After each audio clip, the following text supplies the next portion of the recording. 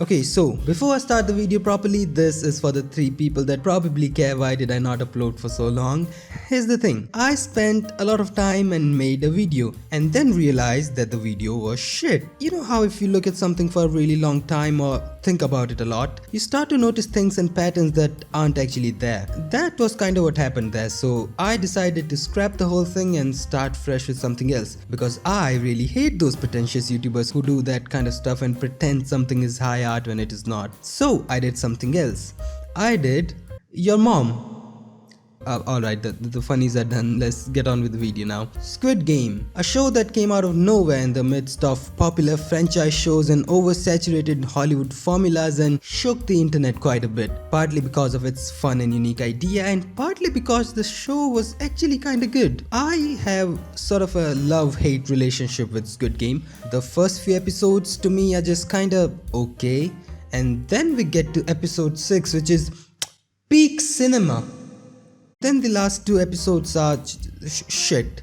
Yeah, absolute clusterfucks. But Squid Game episode 6 is specifically what we are going to talk about today, because when I watched this episode, I cried, and I am not really easy when it comes to making me cry, but still, it was just that good. Like, the only other show that has made me cry is SNL, and that is for totally different reasons. This is the one that makes your heart ache because of the emotions, and this is the one that makes you want to die. Why don't I just stab myself to death? I would still have a better chance of laughing than I have by watching this. Anyway, the theme of today's video is how do you create tragedy and how do you make your audience cry? Now, when I thought of making this video, I searched up on YouTube to see if anyone else had already talked about something similar, and I came across this video by a YouTuber I really appreciate and respect, The Closer Look, and he explained the whole thing quite well actually, the act of making the audience cry. However, he pinned it on one specific thing, one word, and that one word was injustice. But when I was thinking about the way movies and stories convey tragedy, I came at a conclusion that was slightly different than this. What I found was at the core of creating good tragedy was not injustice, but rather helplessness. Or I should say that the feeling of helplessness had a greater role to play in it than injustice. Or I should say that they both are kinda equally important.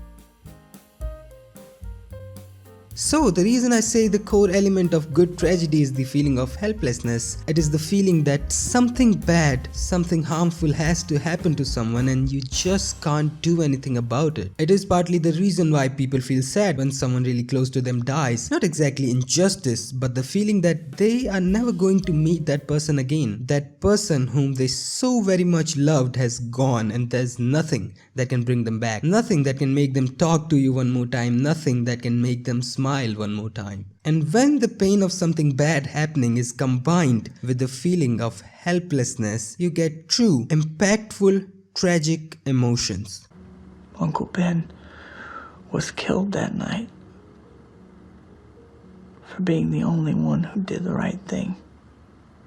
So I recently read the classic novella of Mice and Men by John Steinbeck, and it instantly became one of my favorite books of all time. The way that book made me anxious and scared and then broke my heart. Guys like us, they don't got nobody in the world gives a hoot in hell about it. But not us, Stuart. Tell about us now. Because I got you. and I got you. And I'm not even exaggerating.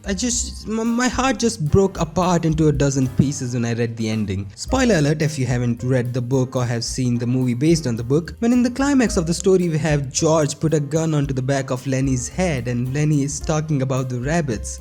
George is dying with pain. Like, George is enduring more pain than Lenny will by this bullet, but George does know that he has to do this. Lenny is like a helpless old dog, no good for himself or others. We have George and Lenny talk about the land that they are going to own and the things that they are going to do, and we have them talk about how they both have each other to look out for them. All this while George is preparing to shoot Lenny. Okay. Yeah, we're gonna get a little plate and we're gonna have a cow. If you did not cry while reading that, I doubt you can pass the I'm not a robot test. So, now let's get back to Squid Game episode 6, shall we? We have 3 major teams that we are following. We have Ali and Sang-woo, we have Gihan and old grandpa, we have Sebyok and Korean girl. So in the start, everyone forms teams with the person he likes. There's this very nice moment when nobody picks the old man as he's kind of weak, and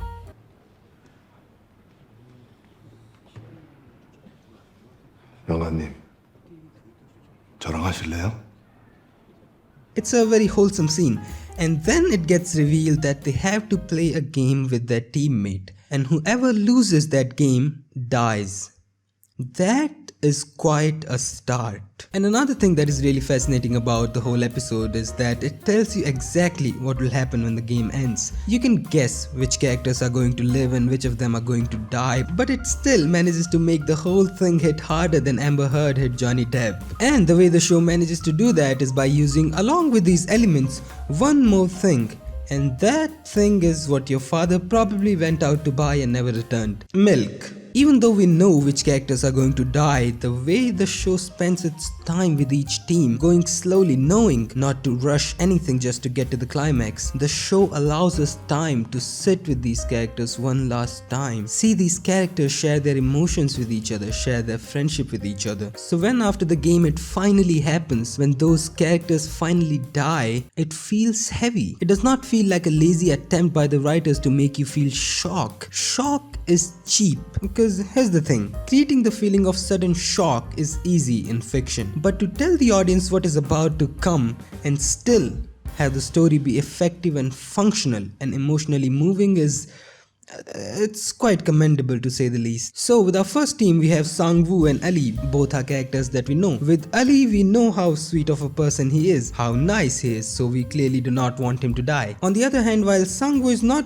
really exactly nice, but we know his mother and we know how bad of a condition she is in, and the last thing we would want is to take her son away from her. This setup alone would work extremely well for any tragic scene involving these two in a movie or a story, but they are just one of the three major teams in this game. The whole thing is played out in an extremely interesting manner where we see Sang-woo lose his marbles and his temper along with them. The rise of tension between these two as Sang-woo gets desperate to not lose and begs Ali. Then the uncertainty of his weird plan, which includes Ali going away for the whole duration of the game. And when Ali gets back, he does not find Sang-woo there. We get anxious, and then there's the absolute heartbreak when the audience figures out that Ali has been betrayed.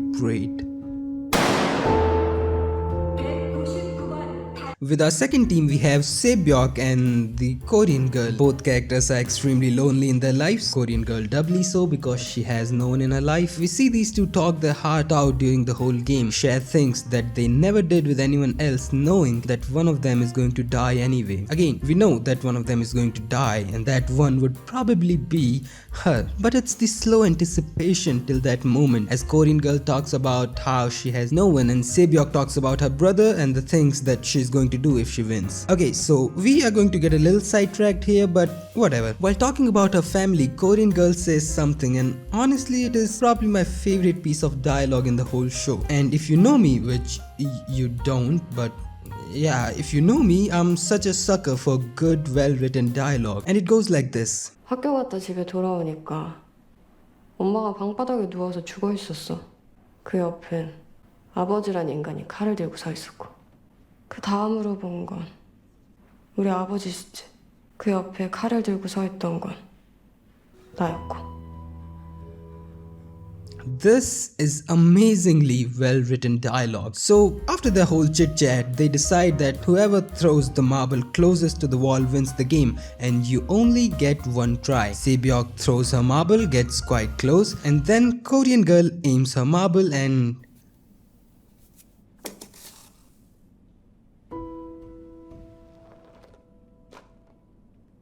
너 뭐 하는 거야? 내가 졌네. 너 뭐 하는 짓이냐고. Do I even have to tell you how great this is? And when asked why is she doing this favor on Sebyok, she says that unlike Sebyok, she has no one waiting for her. And again there's this storm of emotion as Sebyok yells at her to take another throw as she feels the pain of the inevitable. That inevitability, that feeling of helplessness is what sells the scene. The feeling of not being able to do anything. And we are left with nothing but this painful and honest sacrifice.